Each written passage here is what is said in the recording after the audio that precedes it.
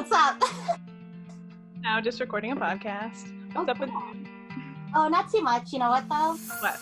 You need a counselor. Thanks, so do you. I do need a counselor. You're right. Hello, welcome to You Need a Counselor. I'm Julie Johnson. I am a licensed mental health counselor here in Iowa. I'm the founder of Heart and Solutions. We are a strength-based counseling agency here in Iowa. We are located in 7 different physical locations across the state for in-home behavioral health counseling. I'm also the author of Breathing Through the Year, a child's guide to holiday-themed breathing techniques. This is a children's book for breathing techniques for kids to help them to associate fun things like holidays, like trick-or-treating and Christmas, with those self-soothing, calming breathing techniques. Hi, I'm Krista Brown. I am the Vice President of Heart and Solutions. And like Julie was explaining, we are a mental health counseling agency throughout the state, and I am in charge of the behavioral health department. So I help work with children ages 4 to 18 on improving their behavioral health skills in home. And this is You Need a Counselor. So we are a podcast designed for people curious about counseling, but who have barriers keeping them from experiencing the benefits of counseling. Our mission is to share stories about counseling, good, bad, and different, and spreading the message that everyone can benefit from mental health and behavioral health counseling services. We post new episodes every Sunday night at 5 p.m. So save up your laundry, fold it all at one time, batch that task right there, save up all your laundry, wait for us. We will take care of you while you're doing your laundry. All right. So we are really, really excited today. We've got our first guest ever on the podcast. Woo! We're excited.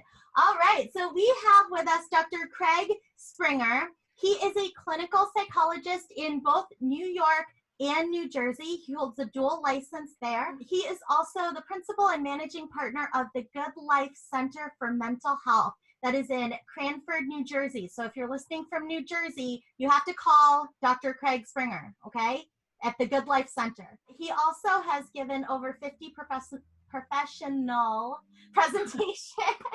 Of all the words to not be able to say, not the worst one. Okay. So he has given over 50 professional presentations and workshops. He's also co-written a book called Game-Based Cognitive Behavioral Therapy for Child Sexual Abuse, an Innovative Approach. So that sounds like a really hands-on type of workbook with different activities to work with children who are survivors of sexual abuse. He's also a level 2 certified in team therapy and has received specialized training in mindfulness and trauma-informed treatments. So, Dr. Craig Springer, we need to know what team therapy is, as Krista and I do not know what this is. So can you explain that to us? Yeah, so team therapy is actually a framework for working with clients of different types. And it's really an opportunity that integrates testing, agenda setting. It looks at motivation as well as methods. So it's kind of the way that you hold your session so that you can maximize treatment outcomes and success. So if somebody were to call in and they were interested in that kind of counseling, what would they say on the phone when they're scheduling? Would they say, I want a team counselor? Or how would they express that to you when they're calling? Yeah, they could say that they are familiar with team therapy. David Burns is the developer of that treatment model. It's a cognitive therapy, primarily cognitive therapy framework, but it's not wedded to one particular model, almost like CBT on speed. So you're looking to kind of help the client where they're at as fast as possible, utilizing a whole range of different methods. And it's really about the methods that work. That's why I said that it's not really wedded to one orientation, because it integrates methods from various orientations and it's compatible with a whole range of different methods. But it's really about, what's going to work for that particular individual. So you do comprehensive assessment. You're looking at using measures throughout treatment to measure progress, as well as having the client indicate their thoughts about the actual treatment and what's working and what's not throughout the treatment process. So you're getting feedback on that, and then you're really looking at motivation and what makes sense to change and how are you going to change it. And then we move into methods, which is really the crux of the model, which is figuring out what techniques are going to work for this particular individual, using those techniques, and before ending treatment, doing relapse prevention so that it's not just feeling better, but getting better in the long run as well. That is great. And, the reason we want to talk about those different types of services, those different ways of doing therapy, is because every therapist is different and there are all these different techniques. So if you're listening to this podcast right now and you think that counseling is not for you because you think that it's very slow and that it's very it's gonna be forever and I'm gonna be doing it for my life and it's boring and oh, what are we even gonna talk about? You gotta call Dr. Craig Springer, okay? Because every therapist is different, and so some therapists are gonna be like Dr. Craig Springer. He is gonna be on it, right, quick and fast, and get you in and out and get you exactly what you need in that quick time frame. And that's great for a lot of people. So if one of your barriers is you think that it's going to be like talking to your grandma every single week, okay, or that it's going to feel like aimless, right? Like if you worry that, what am I even going to say? How am I going to lead this session? We just love to have those different types of interventions on here to show that they're all different kinds and it can be very structured as well. And it can be very brief and solution focused. Welcome, Dr. Craig Springer. Thank you. Thank you for being here. It's great to be here. We're so excited to have you. So what else should our listeners know about you? Just that I'm very pragmatic in the way that I do things. And, for me, it's really important that clients know that I'm going to work with them in wherever they're at, and whatever they want to work on, that's my approach. It's not that I have my own agenda and that I'm going to work on the things that I think are important. It's more, geared toward a collaboration and working together to figure out what's going to help, what are we going to work on, and how are we going to get there. If you're listening to this podcast and you're worried that a counselor is going to sit and tell you what to do, nobody likes that. Who likes to be told what to do? Nobody. Seriously, no one. I love that what Dr. Craig Springer is sharing with us here, right, about how he is focused on talking about what you want to talk about. That is awesome to hear. Thank you for that. So part of our podcast obviously is talking about why we need counselors ourselves as well. So can you tell us why you need a counselor? Sure. So in the work that I do, I spend a lot of time listening to people's problems and working with them on helping them. But in doing so, it's really important for two reasons I think that I need to see a counselor. One is that I need to deal with whatever's bothering me, as I'm a human being like everyone else, and I need help with lots of different things in my life, whether that be with, my mood sometimes, or my relationships with other people, my relationships with my therapy clients and the like. And the second part of it is to help me process kind of all the information that my clients are telling me, right? And that I'm taking in. We all need the opportunity to kind of think about things from different perspectives, and having a therapist really allows me to do some of that. So I think for both of those reasons, both me, really being able to take care of me so that I can take care of others, but also so that I can understand other people from different perspectives, that the therapist or counselor really provides that, those outlets for me. It's so important. Life happens so fast. There's so many inputs just constantly, 24 hours a day. And so if we don't take time to process them, they just build up on us. So I love what you're saying about, our mood and just processing the things that are happening to us. There are things that bug us all the time that happen. So I love that. And then, being able to process through what other people are saying to us all the time. And a counselor is someone neutral. It's great to have people in your life that love you and that you love and that you can share things with, like friends or family, but they're invested, right, in a very different way in you and what you do and what you don't do, right? They care about us, but they also have self-interests, right, in anything they give us advice with, and they have histories with us, right? And they kind of know what they might be able to talk about comfortably and what they might not, and what we might react to and what we might not, and they don't want to jeopardize their relationship with us, right? So they might not talk about certain things or deal with certain things. This neutral person, this third party, doesn't have that history with us, doesn't have those investments with us, and can actually talk to us about things that may be very difficult for us to handle. And I think that's the purpose that distinguishes a counselor from, other people in our lives who may be great and may help us with things, but may not be able to really look at things in a more neutral way that a therapist can.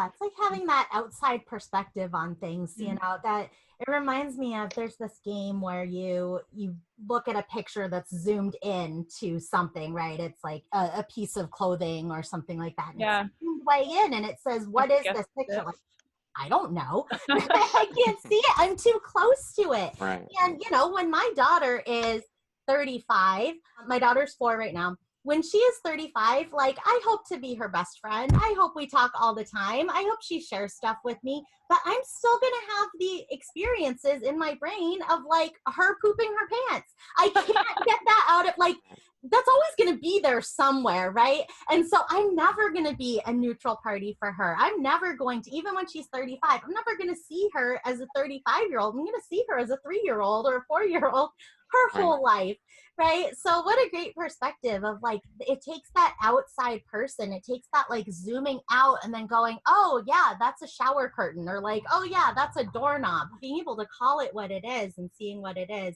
But when we're so close to those people that are not really supportive to us, they're too close. They can't see it. Or we don't want to hear it from them. Yeah. Yeah, that's true too. Okay, so why is counseling important for every single person? Well, counseling, helps us to really enjoy life or live life to our fullest, right? Whether it's helping us with mood difficulties that we may have, whether it be sadness or even, processing happiness or loss or whatever it happens to be. We may have difficulties in our relationships with other people. We may want to better ourselves in our communication. Or we might want to get rid of an unwanted habit, like, let's say we procrastinate a lot, right?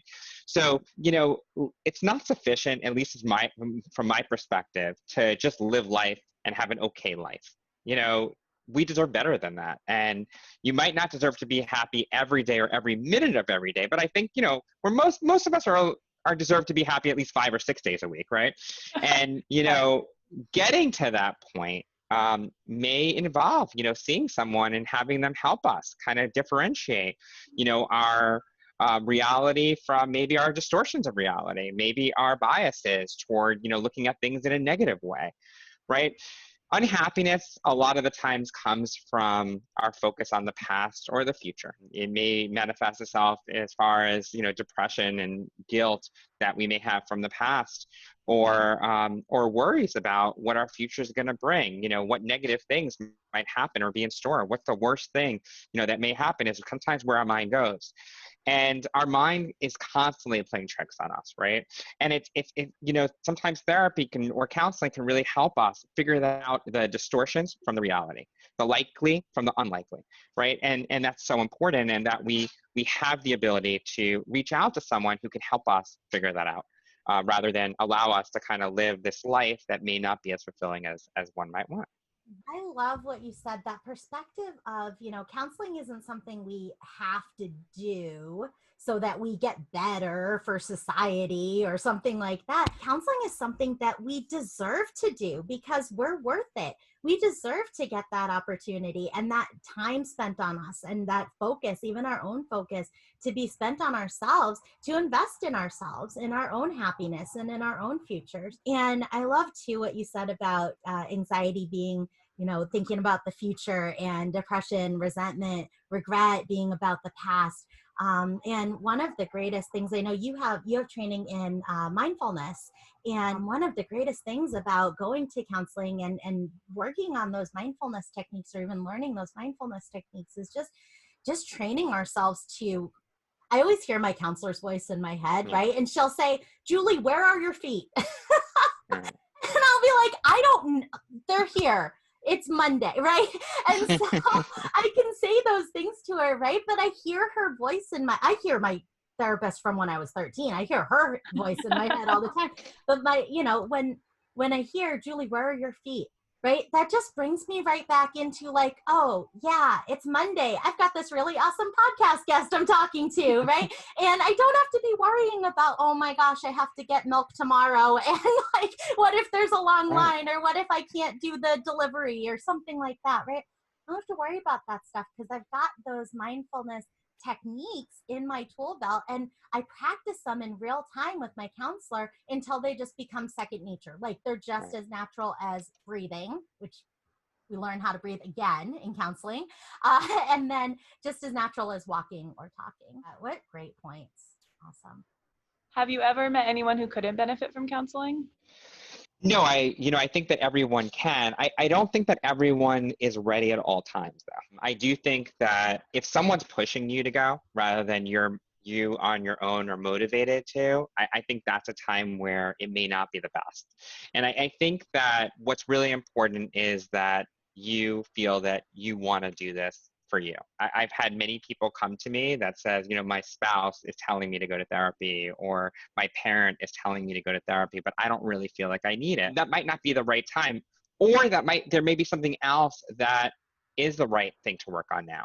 So I think it's really about, to me, it's very important that someone wants to get help in the way that you would be helping. Just as I mentioned at the beginning, I'm all about collaboration. Well, it's hard to collaborate with someone that's not interested in working on something, right?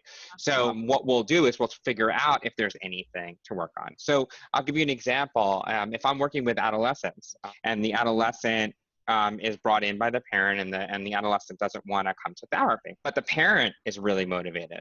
What I'll do is I'll let the adolescent know that if they're not interested in working on anything right now, that's fine, because their parent is, and I'll work with their parent.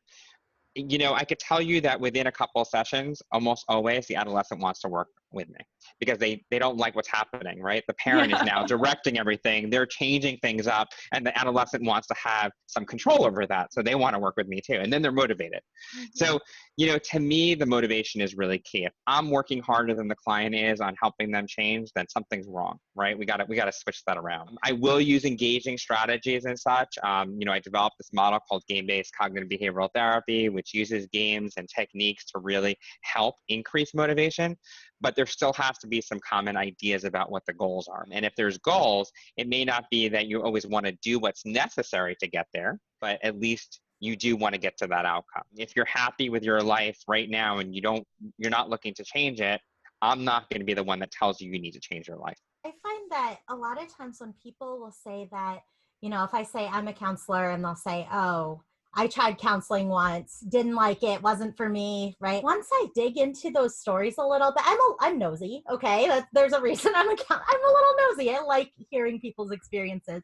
And when people sometimes when people share that information with me and they talk about that previous experience, they were not at all interested in going to a counselor. And then they went, and of course they didn't have a good experience. They were going because they were a child and they had no choice, or they were going because their spouse wanted to do couples therapy and they thought it was a waste of time. And so, yeah, of course we have those negative experiences, but when we are in the place where we want change for ourselves, or we want something better for ourselves, then we can have a totally different experience in counseling. It reminds me of, so when I was pregnant, my baby was 10 pounds. She was a giant baby. And she was breech. And so they said, if you go and get this therapeutic, prenatal massage, right? This will help maybe get her turned around and stuff like that. And I hate massages. I don't want anything. What? Who hates massages? I want nothing to do with it. I was like, that sounds horrible. You have to get naked with a stranger and then they touch your body. I don't like it.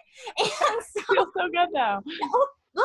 And so I said, I don't want to do that, right? But my doctor was like, it could help though, right? And so I had that, okay, I want to do something if it's going to be good for my daughter, right? And if it's going to be good for my pregnancy, so I'll go and do this massage. But that's a totally different experience than if I gave Krissa a massage gift certificate for her birthday or something, right? Krissa's not going to be like, ooh, I don't want to do it. She's going to go and she's going to enjoy that massage and she's going to have a great time. She's going to get a lot out of it. Whereas I was just based on, okay, I'm going because my doctor says I should go. And that was it. And I had a totally different experience. So I think That can be kind of similar with counseling too. Yeah. I just want to say that, it is possible that someone might not think they're motivated when they don't understand the process, right? And I'm going past that. I'm kind of saying, this is after, really having an opportunity to talk with someone, explain to them what the process is like, deal with any misconceptions they might have, and then making a decision that they're not interested or that they don't want to change something that they have. It's not, we just have this idea that therapy or counseling is going to be one way, and then we don't even explore the possibility of what that actually is. I'm talking about after that understanding, then you can make an informed decision. And if your informed decision is, I don't want this right now, then you should be, in the driver's seat and make that determination, and someone else shouldn't be making that for you. That doesn't mean you can't benefit, and doesn't mean that at some later point in time, it may not be right. And I always think about it as kind of planting the seeds, right? I'm always giving someone information. I'm always introducing different things to them so that even if they're not ready right now, that may open doors for the future. And when someone calls me for a therapy session or to ask me questions about the therapeutic process and the like, I spend time with them to do that, because I really do think it's important for us as mental health professionals to demystify this process and to show people that this is a process that could be helpful. Whether it's helpful now or later, that's to determine. But it's important for them to know that we're here, that we're listening, that we're available to help them in the way that they need when they need it, whether it's now or later. And we always recommend that, if you come to see a counselor, that you give it 3 times. We usually ask, give us 3 times, right? Because that first appointment is the assessment, and that's awkward anyway. That is awkward no matter who you are. That's true. You're sitting there. Providers, I'm not a huge fan of assessments. I like it because I'm a little nosy. I'm a curious person. So I like it because I get to know the person. I get to kind of connect and see what that energy is like with that client, right? I like that part of it. But it can be very, very overwhelming for clients when they're coming in for the first time, answering a lot of questions and talking about social history and going over all of the paperwork. There's just a lot. It's necessary and it's helpful, but it also is challenging to building that relationship in the beginning. So we usually ask people, give us 3 times.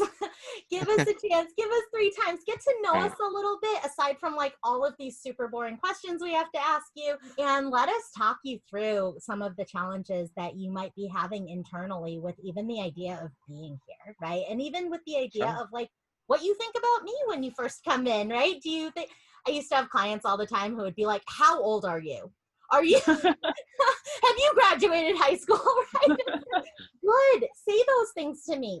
Tell me what you think about those things, because those are important. And if we can talk about those things in the first couple of sessions, I can help you, see that those are okay conversations to have, those are encouraged. So Julie, I love what you're saying. Part of my practice is really at the end of each session, I actually ask clients to provide me feedback on what they thought of that session and what they thought of my relatedness to them and my empathy and what they liked most and least about the session, so that I can address it. I don't believe that we should be, closed to that, which is not always easy from a therapist perspective, right? Because, people can be pretty harsh. I've gotten some feedback in the past that was pretty harsh, but I didn't take it that way. I kind of took it as very constructive and very helpful, both for my own practice, but also for this client in front of me. And, it helps people feel a lot more comfortable and feel like they're getting what they want out of each session. And they should, right? Whenever someone comes in, they should be leaving with something, something that they want. And if they're not getting that, that's the reason why someone would discontinue treatment prematurely, right? So we want to establish this openness, and sometimes people can't verbalize it as easily as filling out something at the end of the session, and that's kind of what I use. I use a measure that people it takes 2 minutes or 3 minutes to fill out. They just kind of circle some things and then they write in what they liked and most and least about the session, and then depending on what comes up, we address that either that session or the following session. Usually really helpful. And I sometimes have to acknowledge that I messed up. I made a mistake. I'm human too. And, maybe I thought we were going to go in this direction, and this is where the client wanted to go. And we went a completely opposite way. And I misunderstood and I misinterpreted and I made some errors, or I wasn't as empathic. Maybe something else was on my mind that day. And I didn't listen as closely as I wish I would have. And so, it's so important that we listen to what our clients' needs are. I love that as a practice. What a great idea, because when we talk to people who stopped going to counseling or who, have had an experience and said, oh, I didn't like that, a lot of times there are things that they say that are valid things, right? Like, oh, I felt like they were ignoring me in this last session, or I felt like, or they said this thing, and like, why would they say that to me? Why would they suggest that we get a divorce, right? Why would they suggest that I move out? All of these things. And so what I love about that is it gives that opportunity to have that conversation and to say that, because that's not a comfortable thing to just bring up as a client, right? Mm-hmm.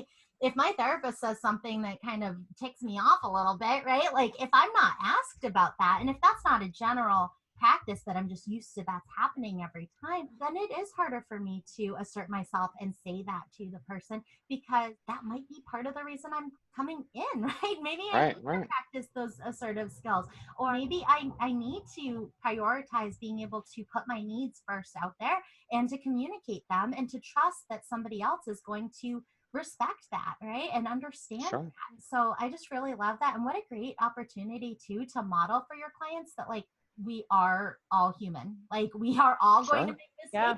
They are going to make mistakes, and so are we. And it's what we do with our mistakes that counts. Right. And how fitting, because the next question I have for you, Dr. Craig Springer, is tell us about your experiences in counseling. What did you like the best, and what could have made it better for you? So I'm really into concrete strategies, and I like to be able to take something with me and use it outside of therapy, right? So I really liked when therapists would ask me to do something very skill-based, very concrete, and then I would be able to continue to use it if it's working for me. And if it's not, finding something else that is. But, to me, sometimes therapists have given me a book to read, or given me worksheets to fill out, or they've given me podcasts to listen to. And all of those things, I think have been tremendously helpful, because then it's not just the 45 minutes or so that I see that clinician per week. It goes throughout the entire week and maybe beyond that, right? And I think that's so powerful, because, 15 minutes a week is really insufficient. I think that's what it comes down to. How do your therapists that you've worked with, how do they know that you're the type of client or the type of person who wants homework, who wants things to do between sessions, and who's going to enjoy that? Because I know some people do not want that. Some people are not interested in that through the week, and some people are. So in your personal experience, how have you communicated that to your therapist so that they know what is right for you? Well, I think that the onus is really on the therapist to elicit that information from the client, right? So, yes, I happen to be vocal and I know about therapy and I know different types of therapy and I know that that's a possibility, right? Whereas not every client does. So I think it's really important for clinicians to have that conversation with their clients. These are some different ways that we work, and these are some options, and these are some things that we do. What works for you? Would any of these things be helpful to you? And I think that's so important, and I try to integrate that in my practice as well. What's going to be helpful in terms of outcomes, right? What do we know about the research, and what do we know really is going to get you to where you want to go is really important for therapists to talk about. But the other piece of it is, what are the options? What are the different alternatives to different types of treatment options, and what are the outcomes usually based on some of those? And I think then you can make an informed decision. But even, self-help work or practice that you would per se, throughout the week, that could take out many forms, right? Some people like, as I just mentioned, reading podcasts. Other people like, writing down. One of the things that I do with some of my clients and that the therapists have done with me in the past is writing a gratitude journal. Right? We tend to focus so much on the negatives, right? And there's so many positive things, even during COVID right now. There's my clients and I come up with all these positive things that come out. And, I'll give you some examples. I get to spend, a lot more time with my wife and child. I mean, this is borrow time that I would never have had, right? If I was, working outside of my home, my wife was working outside of my home. So I get this time with my family that I don't normally get. I get to eat meals with them. And in the past, I haven't been able to do that as much. So I think that we, can do these things, and, there's a range of techniques and strategies. And I think sometimes we as therapists may dictate what we do, and thinking that this is what the client wants or this is what the client doesn't want. But I think it's really great when we as clinicians can offer opportunities, different types of opportunities to our clients, almost like a menu, and kind of say, does this work for you? Does this work for you? Do you want to try this? If it's not going to work, we can try something else, right? So that's kind of my approach. My strategy is to really, and I've really loved therapists that I worked with, counselors that I worked with, who gave me those options rather than tell me this is the only way of doing things. It shows a level of flexibility that I think we all should be espousing during when we do therapy. I love that menu metaphor. And if you're listening to this podcast and you're thinking about going to a counselor, just know that those are options. There are so many options and ways to bring that counseling session into your real life. I think sometimes people kind of feel a disconnect sometimes of like, how is what I'm talking about here impacting, my actual life or my real life? If you find yourself in a situation like that, or if one of the reasons you don't see a counselor is because you were in a situation like that with a counselor who didn't give you options, you are 100% allowed to speak up. And so I just encourage you to know when you're going into a session with a therapist that therapist wants you to speak up. They want you to get exactly what it is that is going to be right for you. So I just encourage you to know that it is definitely your option and your prerogative and your right to ask that counselor for a menu, right? Say, okay, if you were going to wheel out the dessert cart, which is the best part of a restaurant, let's just say that, okay, dessert cart. And when it's like the real desserts, not the plastic versions of the dessert, okay? So, or like the lobster cart, okay? You can ask for that. You can ask them to give you, what are my options for how often am I going to do things between sessions, and what things can you offer me that you can support me throughout the middle of those sessions? So Dr. Craig Springer, I know I keep saying your full name, like just kind of weird. But I said it in the beginning and then I thought it was kind of funny, so I just kept doing it. Anyway. All good. Dr. Craig Springer. Nobody that listens to this podcast is ever going to forget. Like if you're your full name, you call Dr. Craig Springer. That's right. It's a branding message right here. So, all right. So if you could give one suggestion to all of the counselors of the world in order to be more accessible to clients and more helpful to clients, what would that advice be? I think it relates back to something that I said. It's really about being humble and letting your clients provide you with feedback and taking that feedback and developing and growing with that feedback rather than getting defensive. It's not easy. We're humans, right? And, when someone criticizes us or tells us we're not doing something right, maybe our instinct is to kind of react. But it's really important that, it's so hard, for most clients to share information with authority figures about what's not working. And the worst thing that we can do is react negatively to that. It's such a gift to get that information, and we should take it as such and really grow ourselves as a result. I mean, clients can give us so much. And I think that's the greatest thing, that we can get from our clients, and also, of course, seeing them get better. I think that's what we all live for, right? I love that, because that just shows us, as people looking for a counselor, that like that is possible. There are counselors out there who are taking this approach, who you can tell Dr. Craig Springer, oh, I did not like that session. Usually you're like an A, but this session was like a B+. Okay. You can tell him that. Okay. And you can tell him specifically why, and that's okay. Because what we're doing when we give that constructive feedback to our therapist, we can be polite about it. Right? But even when we say things politely, right, that's still hard to do. And so we encourage you, like, if you trust your provider, if you've built that relationship, know that there are a lot of providers out there, just like Dr. Craig Springer, who are going to take that in stride and use that information to continue to provide you the best service that is right for you. Because we can't know that unless you let us know that. So take charge there a little bit too, and let us know those things that are working for you and are not working for you. And if you feel like, you share that information, you trust that provider, and then you share that information, if you feel like you get a negative reaction, right, then likely that is not about you, okay? So likely, if you were polite about it, if you were assertive about it and not aggressive, likely that's not about you, because there are providers out there like Dr. Craig Springer, like myself, like Krissa, who are going to take that information and not be mad about it. We're going to be like, ooh, ouch. Okay, that's hard to hear, but I'm so glad that you shared it with me, right? And I'm going to use that information to better these services for you.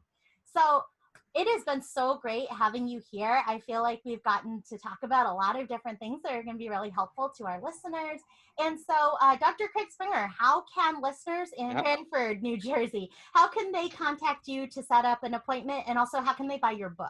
So my book's available on Springer Publishing as well as on Amazon, and they can contact me for services, or if they have a question, I give everybody a free 15-minute consultation, and if I'm not the right person to help, I will give them resources to get that help. They can call our main number at 908-956-7880, 908-956-7880. They can also visit our website at goodlifecenterNJ.com, and all the information, they can watch a video. I have a little video up there about kind of the practice, and they can see the services that we have, and read information about myself and my co-owner Sylvina Falcon Levine, who's a clinical social worker. And as I mentioned, give us a call or send us a message through our website, and we'll be happy to get back to people. We try to get back to everyone within a few hours, if not within that day. We'll get to see what we could do to help. So again, I'm Julie Johnson, the founder and owner of Heart and Solutions here in Iowa. We are doing telehealth sessions right now for counseling, for therapy, and for BHES, 7 different locations across Iowa. Our goal is to be doing in-home services in every county, all 99 counties in Iowa. So stay tuned for that. And then also, this is my book, Breathing Through the Year, a Child's Guide to Holiday-Themed Breathing Techniques. Check that out as well. We're going to link all of Dr. Craig Springer's links and websites and contact information, phone number, everything in the description of the video. So you can find it there. You can also find Heart and Solutions there. And you can find Breathing Through the Year there as well. And like Julie mentioned, we post every Sunday at 5. So keep up your laundry till then, save it till then, do your chores while you listen to us on Sunday, listen to us Monday while you're driving to work or school or whatever you're doing during the week, so you can prepare, call your counselor as well. So Sundays at 5 is when you can find our new podcast posts. Listen to us Sunday night or Monday morning, and then you've got 5 days to call a counselor. Yes. Perfect. All right. You can also send us questions if you want us to answer questions on the podcast about counseling, what it's like to start counseling, anything about us. We're open books. Let us know. Find us at facebook.com/You Need a Counselor podcast and message us those questions there, and we will answer them on the podcast. So I'm Krissa Brown. And I'm Julie Johnson. I'm Dr. Craig Springer, and I need a counselor. Yes, you do. Awesome. So do we. Awesome. Thank you so much. Thank you guys for listening.